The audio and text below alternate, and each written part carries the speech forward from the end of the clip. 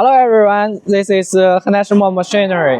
Behind me is one set of our drum type mobile concrete batching plant. The capacity is 60 cubic meters power, and we pre-assembled in our factory and will ship to Africa later.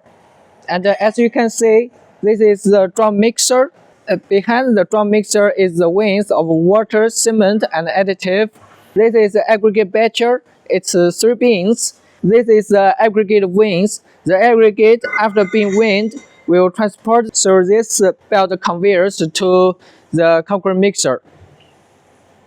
And this concrete batching plant is with tires, so the customers can easily drag the concrete batching plant to another places.